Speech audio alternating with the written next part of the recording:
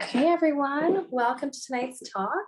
I'm Dr. Balu from the Silm Center for Mental Health, and we're talking about interpersonal relationships and interpersonal effectiveness tonight and the importance of healthy relationships. And here to talk to us a little bit more about that is Jessica Prieur. Hi guys. Okay, so just let me share my screen here. Okay. So yes, as Dr. Balu mentioned, my name is Jessica, and today we're going to be talking about interpersonal effectiveness. So just as an introduction, what are we actually going to do today?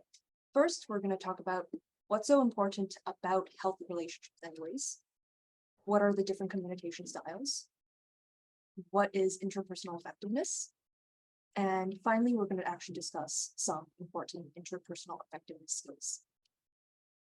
So first up, what is so important about healthy relationships anyways? So research has shown us that healthy and stable relationships are a key component of healthy and balanced lifestyles.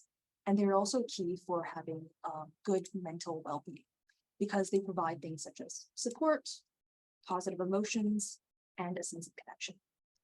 And unhealthy and unstable relationships can have a really negative impact on your mental well-being. So, think about a time maybe when you were fighting a lot with your partner, or, your parents were being very unsupportive, and how much that affected your well-being.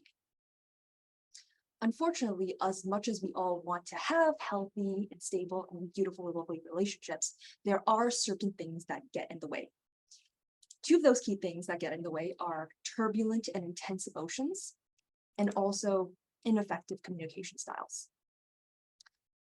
These things are really prominent in disorders such as borderline personality disorder, in which people experience really intense, unstable emotions, or even in disorders such as ADHD, in which people have difficulty regulating their emotions.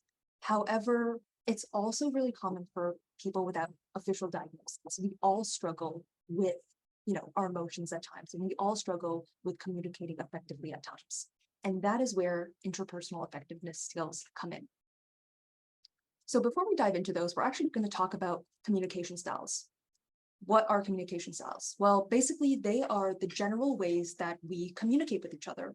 And although we're going to talk about a couple of different style types, I think it's important to note that different people are going to have different communication styles depending on the situation. It's very normal to use multiple of these styles. So, for example, you may use one style at work, another with your family, another with your friends. That's all very, very normal. So let us talk about some of the different styles that there are.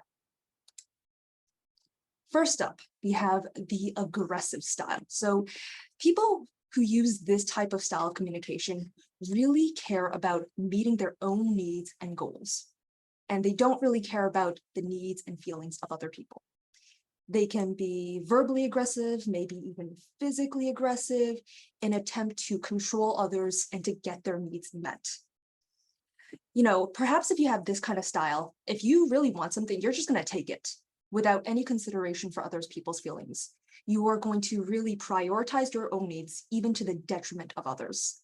And unfortunately, this can leave people feeling intimidated, hurt, bitter. It can be really damaging for relationships. So ask yourself these questions. Do you care about meeting your own needs? Do you not care about, do you ignore the needs of others? Do you lash out at other people? Do you shout or insult others to get what you want? Have you ever been verbally or even physically aggressive with other people in order to get your needs met? If you answered yes, perhaps you are using an aggressive style. And for those of us who use an aggressive style, the goal would be perhaps to try to take others' needs into account and also to try to be more gentle in your approach. On the other side of the spectrum, we have the passive style. So people with this style of communication really prioritize the needs of others. Their own needs kind of come second, or maybe even not at all. When you use the passive style, you don't want to express your emotions, your thoughts, your needs, or anything, because you don't want to cause conflict. You don't want to inconvenience or upset other people. So for example, people with this style, if you want something, you're probably not even going to ask for it. You're going to pretend that need doesn't exist because you really don't want to upset or inconvenience anyone else. If it gets met, that's great. But if it doesn't, sucks for you. And that is the really big downside of this style, that, maybe others around you are happy, but your own needs are not being met. So ask yourself, do you disregard your own needs for the sake of others? Do you feel uncomfortable voicing your own needs? Do you really fear upsetting other people? If you do, perhaps you're using a passive style, in which case the goal would be to really try to take your own needs into account, to recognize that your needs are just as important as the needs of others, and to learn how to voice your own needs and feelings so that they can be met. The next style of communication we have is the passive aggressive style. So as the name may imply, this style kind of takes a little bit of the passive style, a little bit of aggressive style, and combines them into one. So people with this style of communication do express their own needs and emotions. However, they express them in an indirect and often unclear way. And when they're unhappy or angry, they also express it in an indirect, unclear way. And unfortunately, when we express ourselves in this type of manner, it can leave people feeling really confused and unsure about where they stand with you. And people can feel like you maybe manipulated them. So for example, people who use this style, maybe if you want something, let's say you want a very specific birthday present from your partner.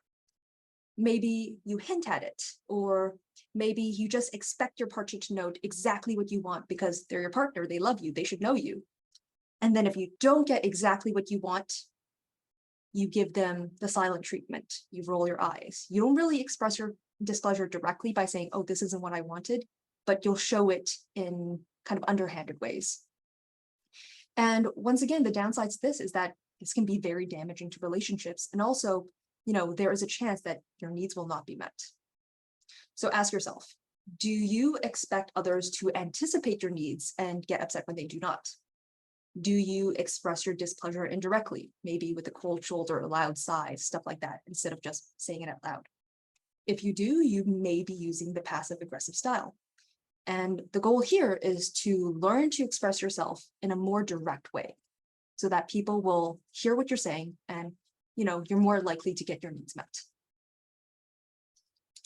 And the final style we're going to talk about is the assertive style. So the assertive style of communicating is able to take into account both your own needs as well as the needs of others. You can respect yourself as well as other people. People using this style are able to express themselves in a clear, honest, and respectful way. So for example, if you're using this style, if you want something, you know how to ask for it directly, politely, respectfully, and you are able to balance both yourself and the needs of others. And this is the most balanced style of communicating.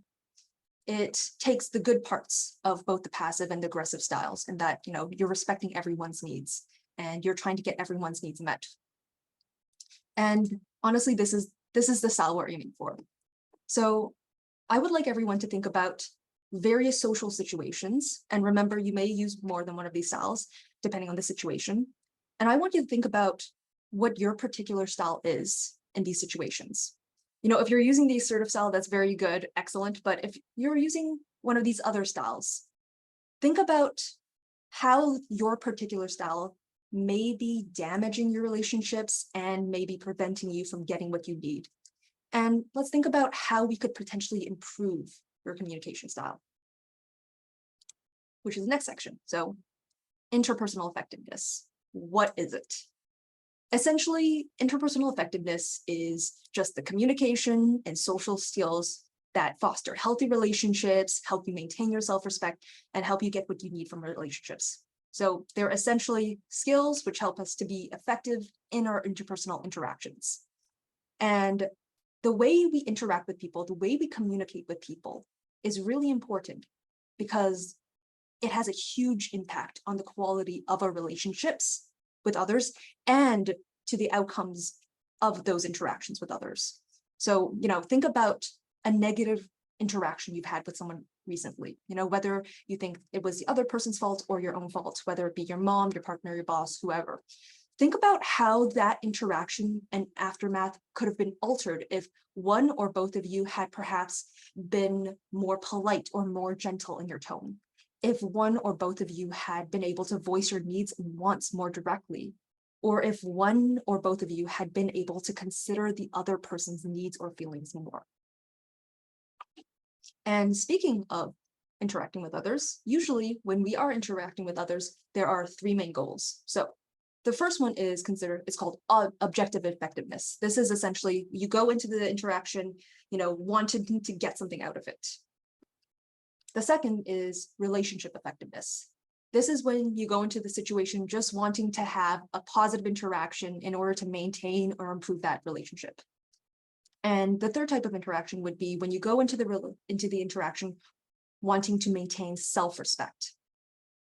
And each of these goals are going to require different interpersonal effectiveness skills.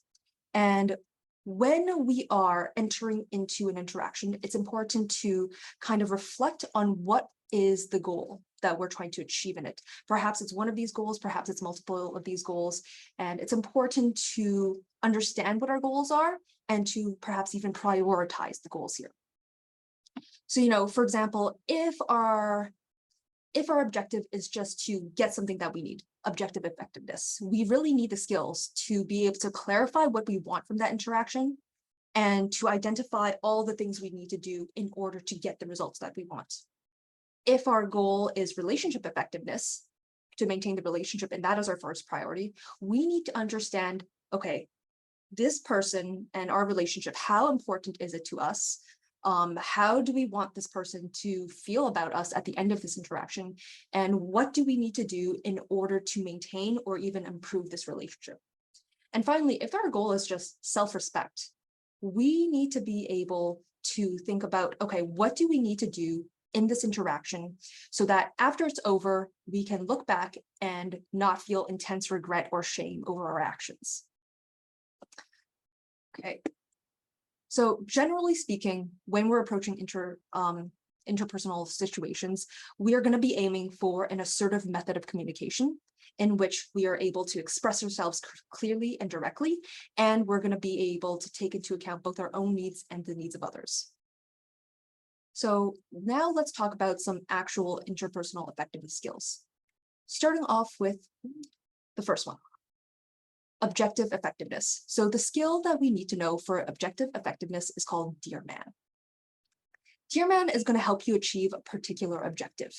It's going to help you ask for something in a respectful and effective way that will also help you build and maintain that relationship, regardless of whether or not you actually get what you want at the end. So, for example, you can use this skill when you're asking for help, when you're asking for a need or a want to be met, or when you're asking for a raise, situations like that.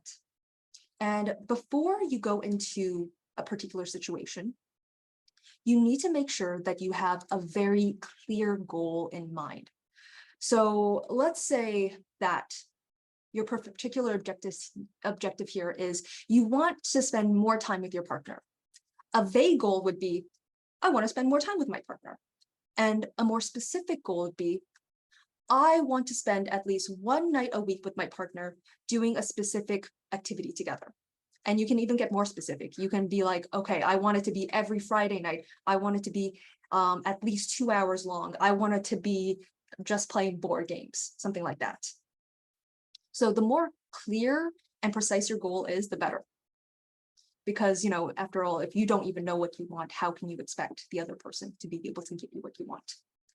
And another important thing to keep in mind before going into the situation is to really consider what concessions you're willing to make, because there is a chance maybe you're not going to get exactly what you want. So it's really important to keep in mind, okay, what are the things I'm willing to negotiate on? And what are the things that are absolute musts that I'm not willing to negotiate on? So for example, in the previous example, I can say, okay, maybe he's really busy. Maybe I can't do once every week, but once every 2 weeks at the very most, or at the very least, once every 2 weeks. And you know what? I'm not going to be too picky about the activity. It can be anything he wants to do. So what are you willing to concede on, and what are you not willing to concede on? So once you have those things in mind, your goal and what concessions you're willing to make, then we can actually approach the situation. So Dear Man is an acronym that stands for, first D, describe. Describe the situation in a very clear and direct way without any kind of judgment. So in the previous example, you can go to your partner and say, we haven't been spending that much time together. You don't want to say something like, oh, you've been neglecting me and that's why we haven't been spending so much time together. You don't care about me. You don't want to put any kind of judgment on it. You just want to state the situation as it is objectively. Next up, you want to really express how you feel. And you want to express it in a very respectful way, ideally using I statements. And you once again do not want to put any judgment on the other person. So for example, in the previous situation, you can say something like, I feel sad. I feel lonely. I feel neglected. You don't want to be like, oh, you're such an a-hole. You're always ignoring me. I feel like you don't even care about me. Don't do that. Just clearly express how you're feeling in the situation. And this is really important because, even when it comes to people we really, really care about, it is unreasonable when you expect the other person to know how you're feeling, to be able to read your mind. This places a really unfair burden on them. So instead of just expecting them to know, express yourself. Just tell them straight up how you're actually feeling. And then after you express how you feel, assert yourself. Tell them what you would want from the situation. And this is where you pull up that clear, precise goal that we talked about earlier. Tell them what you would like, why it's important to you. And when you're asking for what you like, try not to be too aggressive, try to be very gentle. And once again, do not expect that other person to be able to just know what you're wanting from the situation. Tell them. So for example, you could say, I would like to spend at least one night with you doing something together. And then, if everything is going really well, this other person's listening to you and they're like, oh, I had no idea you were feeling this way. I've just been really busy. Of course, we can spend one night every week doing something. In that case, reinforce when you do get what you ask for. So if they are saying like, yes, we can do this, say thank you, be grateful, express how much this actually means to you. Like, thank you so much. I am so happy that you were able to listen to me and that we are able to do this. And I am really, really happy. Of course, situations don't always work out so smoothly. Sometimes different topics get brought up. Maybe you remember a different situation that you're unhappy about that you would also like to express. Distractions like that. And that's where the M comes in. M stands for mindful. So try to stay in the moment and remember your goal of this interaction and try not to be sidetracked by other issues because in relationships there's never just one issue, there's usually multiple. So if another issue comes up, try to put that to the side and really focus on what you're trying to do in this moment here. Next up, appear confident. I think this is really important, especially if you are using the skill in a business interaction, but also in personal interactions. Make sure that you look like you mean what you say, you're confident, even if you don't really feel it. So, stand up straight, make eye contact, speak clearly, don't act like, you're really unsure of yourself because appearing confident will give yourself, more of a chance to get what you want. And then finally, we're not always going to get what we want. And that's where the N comes in. N is negotiate. So this is when, if the other person's like, you know what? One time a week is just too much for me. I can't do that. We're both too busy right now. You can negotiate. It's very normal to not get exactly what you want. So be flexible. Remember the things you're willing to compromise on. Remember the things that are absolute musts and try to find a happy middle ground for both of you and know the limits of what you're actually willing to accept. And hopefully by using all these steps, you will be able to get a positive outcome, even if it's not exactly what you initially went in there looking for. So the next skill we're talking about is for relationship effectiveness. This skill is called give. So like we talked about before, interpersonal relationships can be very challenging, especially when you're dealing with a lot of unstable emotions. And it's really easy when you're going through that to damage the relationship. So hopefully give will allow you to have the skills in order to keep your relationships intact, even if you're having a discussion or an argument that's not going so well. And it will also help you to build and maintain those positive relationships. So give, it stands for first, G, be gentle in your approach. So, you know how we talked about, the aggressive style is really gung-ho, it is judgmental, it is attacking, it is threatening. You don't want to do any of that. You want to be nice. You want to be kind, be mindful of the other person's emotions, be gentle in the tone of your voice. Do not attack the other person. Do not place judgments or assumptions on the other person, because when you are being too aggressive in your interactions, the other person is going to feel attacked and they are going to go into a defensive pose. And when someone is in a defensive mindset, it is harder to communicate with them. But if you're gentle in your approach, you're kind, you're understanding, the other person is going to be much more open to communication. Just think about, when you have felt attacked, when you have felt judged, and how that has made you feel. So next up is I, be interested in what the other person's saying. I think especially in modern times, we're all on our phones all the time. We have a million distractions around us. So it's really easy to get sidetracked when you're having a conversation with someone. And if you want to be able to build these healthy, beautiful relationships, when you're having a discussion with someone, try to put aside all those distractions. Don't look on your phone. Don't look away from the person. Don't be thinking about something else. Try to put all your attention onto the other person. You can lean in. You can make eye contact. You can, give them verbal cues to show that you're interested. Like, I understand. Like, oh, wow, really? Let them know that you're actually listening and engaged in the conversation. And on top of being interested, try to validate what you're hearing from the other person. So you don't want to just be like, yes, I'm hearing you.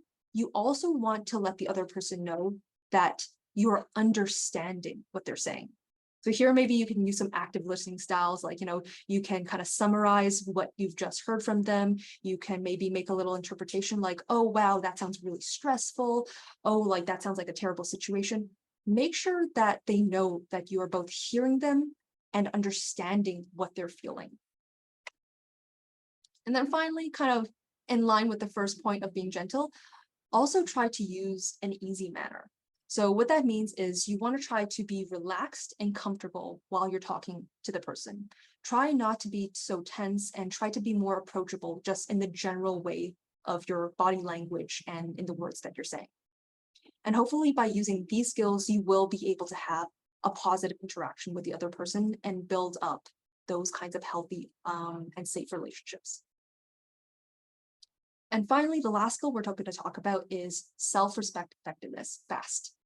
So, sometimes when we're having an argument with someone else, we get lost in the heat of it. We get so riled up in our emotions that we end up saying things that we don't mean, that we end up hurting people that we don't want to hurt, that maybe we just give into what the other person's saying just to get the conversation over with, just to get their approval, just to, end the conversation.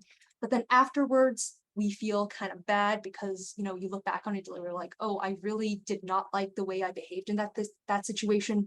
I don't like how I acted. I don't like how I conceded, et cetera, et cetera. So FAST is a skill that helps you maintain your self-respect during these kinds of arguments and discussions. And they help you look back on that discussion or conversation without any regrets. So before going into these kinds of situations, it's important to reflect on what your values are. So your values are not like your goals. So goals would be things that you can kind of check off once and they're done with. Like, for example, finish school, lose 5 pounds, make a healthy dinner, stuff like that. Check, check, check. Values cannot be easily checked off. Values essentially act as a compass for your life. So they would be things like patience, compassion, kindness. They are kind of the things that you want to guide your life. They are the person that you want to be. So think about, how do you want other people to see you? How do you want you to see yourself? And for me personally, they would be things such as patience, compassion, and kindness. And when I'm going to interactions, even if I feel really heated, I want to try to remember those values so that even if I get really angry, I am not betraying my own values and I end up, feeling regret. So what does FAST stand for? First, F, be fair. Be fair to yourself, but also to others. So when you're being fair, you're not going to be making assumptions about others. You're not going to be being judgmental about others. You're going to try to consider, and honestly try to consider, both your own and the other person's point of view. Second up, apologies. So yes, apologies are very important, especially if you have actually done something bad, you've hurt someone on purpose or even by accident. However, do not apologize unless it's actually warranted. Don't apologize for making a request. Don't apologize for, just having an opinion or disagreeing with the other person. Only apologize when you feel like you have actually done something that warrants the apology. Next up, stick to your values. So if you're getting really heated in an argument, do not compromise your values just to one-up the person, just to appease the other person, just to get what you want. So, if your value is patience, don't be short with the other person, or try not to be.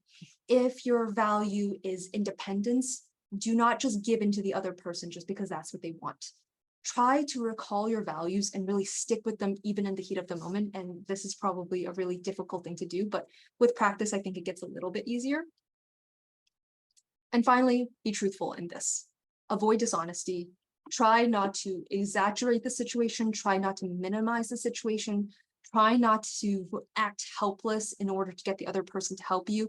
And just try to avoid outright lying.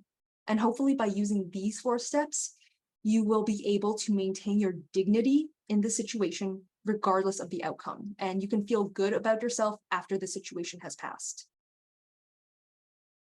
So that was a lot to remember, all of these different skills and everything, but there are some general tips that you can use when approaching, I would say, most situations. Every situation requires a different combination of skills, but some I think are more generalizable. So first would be respectful, be gentle, because like we discussed, if you're very aggressive in a situation, it will only put the other person in a defensive mode and it will hinder communication.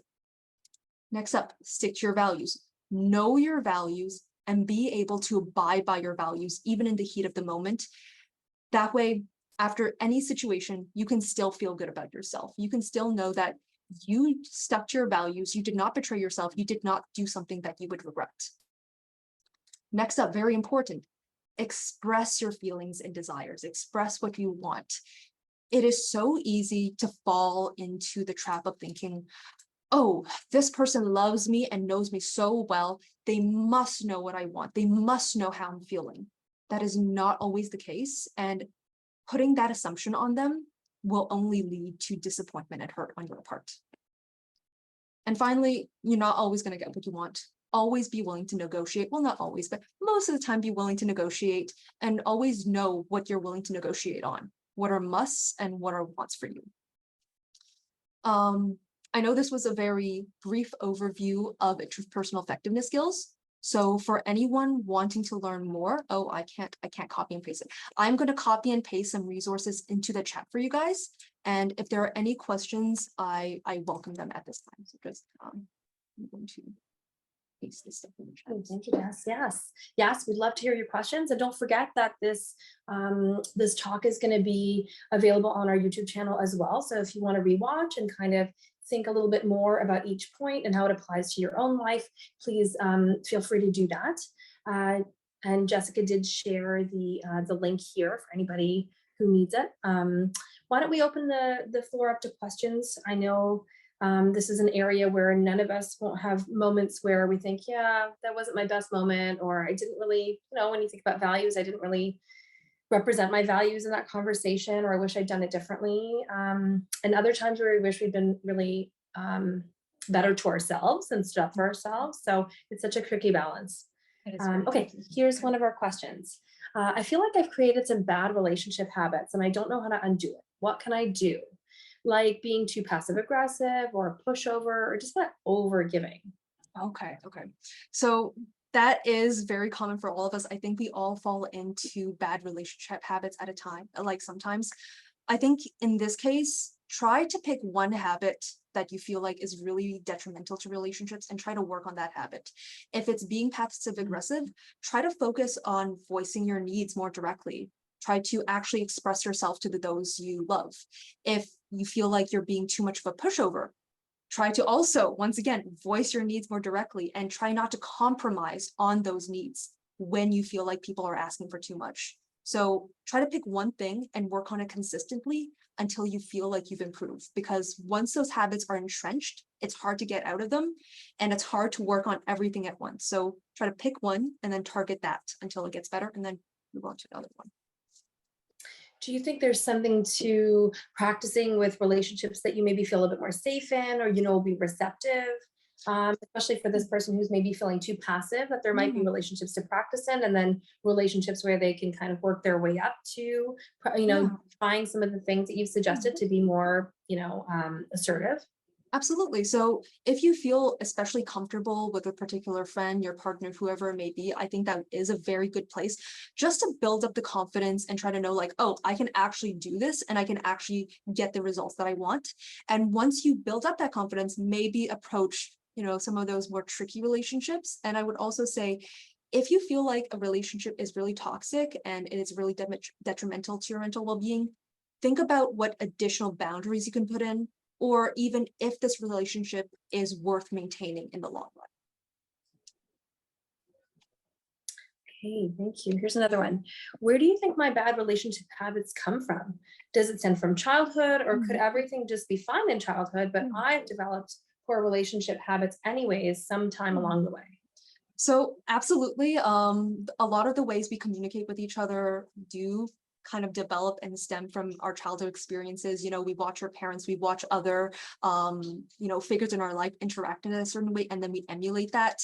And also, they can come from the people you meet along the way. So the ways we communicate with each other is always evolving, and we can learn new things. So maybe, your relationship style or your communication style was really great, but then you got into a series of really bad relationships. You fell in with a group of people who communicated in a certain way, and then you picked up those traits. And so both are correct. Yeah. So maybe we can think about it like the aspirational communication, which is like the communication we're working towards. Yeah. And then our current communication, which, if we reflect on it, is really reflective of where we've been, who we've been with, what our context has been. Absolutely. And none of us communicate perfectly. We all have pitfalls in the way we communicate, and we can all stand to improve on our communication methods. Okay, let's see if there's any other questions here. Sometimes I feel like my calmness actually gets in the way of my anger and frustration being taken seriously. Like if everyone else gets to yell and be mean, why can't I? And at least then people would listen. Okay. So I think in this kind of situation, just because when other people are yelling and being mean, they're getting listened to, it doesn't mean that they're right. It doesn't mean that they're communicating in an effective way. And I would say, like, who are these people that you're surrounded by that's communicating in this way? Is it your family? Is it your friends? If it's your friends, perhaps you can, build some new relationship with different people who communicate differently. If it's your family, then it's a little bit trickier because you can't really, get rid of your family. But I would say just because that they're being listened to because they're being really loud, obnoxious, and mean, it doesn't mean that they are being effective in their communication. How do you feel when you hear other people yelling? And what if they're yelling at you? Does it make you love and respect them more? Does it build a positive relationship? Or does it actually make you, does it actually break down that relationship a little bit? That's a good point, right? Anger and aggressiveness can also signal power. And at the same time, there's a big cost that comes with that, right? Yes. Something's being eroded in that relationship. It is. Can't thrive on that. Yeah. Okay, here's another one. This may be off topic, but do you have any tips for breaking up with someone? How do I communicate not wanting to be with someone without hurting their feelings? Okay. So I would say at the end of every relationship, it is going to be painful because it is a separation of an important attachment figure in your life. And ultimately, that person will be hurt regardless of how kind and how gentle you are. So try to acknowledge that you are going to be hurting them, but that's okay. This is a part of everyone's life. This is a part of every breakup. You're not doing anything wrong by ending this relationship. Just like we discussed, try to be very direct and honest and respectful in the way that you're communicating the breakup to them. You know, don't just try to like ghost them, because that can be very painful. Don't try to put the blame all on them. Just be honest about why you're breaking up. And obviously you care about this person, so I know you'll do it in a very gentle way, but try to accept the fact that there will be hurt, and that's okay.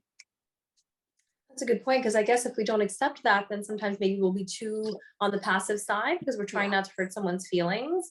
And if we ignore it entirely, we might end up on the aggressive side because we're feeling like we kind of need that space from somebody else. Maybe it makes it easier to break up with them. Yeah. So, you know, the person's going to be hurt. It's okay. Communicate directly as possible, because that will minimize the hurt. Thank you. Here's another one. If I'm trying to do some self-reflection on where my relationship patterns come from, where should I start? I would say like childhood is a great place. Like, how did your main parental figures interact with each other? You know, how did maybe, you know, even your teachers or your childhood friends interact, and see if you maybe see any similarities between those types of interactions and how you interact, because maybe you did learn a lot. Probably you did learn a lot from those important figures, and, you know, then move on to your current relationships. How are your current friends interacting with each other? How's the current dynamic in your family? Oh, thank you. Yeah, it feels like it takes some self-reflection and some kind of thinking about outside of the interpersonal context too, right? Yes. To help you think about how you want to show up in relationships, or the kind that you want around you, or the communication style, which maybe some people haven't reflected on, but keep repeating similar patterns around. It's hard to admit when, you know, you have been the one doing the bad things in the relationships or communicating ineffectively. So the fact that you want to do it at all, I think, is very commendable. Absolutely. Okay, there's somebody very excited about their question. It's like they sensed we were just about to wrap up, but then we're going to get one more in, okay?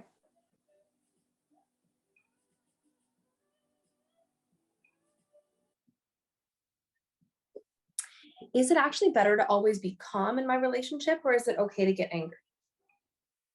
I think there is a place for anger. I think anger is an important emotion that tells you a lot about, you know, what the situation is and how it's actually making you feel. However, I think lashing out at someone, being physically aggressive with someone, is almost never the right thing to do, unless, you know, it's a life or death situation or something like that. But I think in most other relationships, the best way is to refrain from showing, I would say, high levels of anger. I think you can be like, I am angry. I feel very upset at this situation. And I think it's okay to verbalize those feelings and to really express it in that way. But to be like, oh, you're such an a-hole, you know, I hate you, stuff like that, and to, like, you know, be physical, I think that is where I would draw the line. But expressing your anger, absolutely. So kind of the same rules apply around being respectful and thinking about your values, even if you're communicating anger, right? There's nothing wrong with the anger itself. It's maybe more about how you communicate it. That's exactly right. Like, you know, do you want to, you know, kind of betray if your value is being kind, do you want to betray it by, you know, calling this other person names, by being physically aggressive? Or do you want to stick with that value of kindness by just saying, I'm really angry, I'm not happy with the situation? Maybe you can even remove yourself from the situation in order to, you know, let your anger calm down. Right. So it's okay to be angry, but not hurt other people. That's exactly right. It's kind of reminds me of stuff that we tell kids, right? It's like, it's okay to have all these feelings, you know, feel it's bad, but, you know, but it's not okay to treat people badly. And I guess those rules still apply as we get older and we have more power and control. And the maybe even more important. Yeah, I completely agree. Okay. Thank you, Jessica, so much. I'm sure all of us are going to be thinking about this long after this conversation. I want to remind everybody that our YouTube channel, and for this is going to be on our YouTube channel, so you can revisit, like I said before. And if anyone does want to contact us, either, you know, to work on something relationship oriented or to know more, please contact us first through admin@silmmentalhealth.com. Again, that's admin@silmmentalhealth.com. Please contact us there. Okay. All right. Thank you, everybody. All right. Thanks, everyone.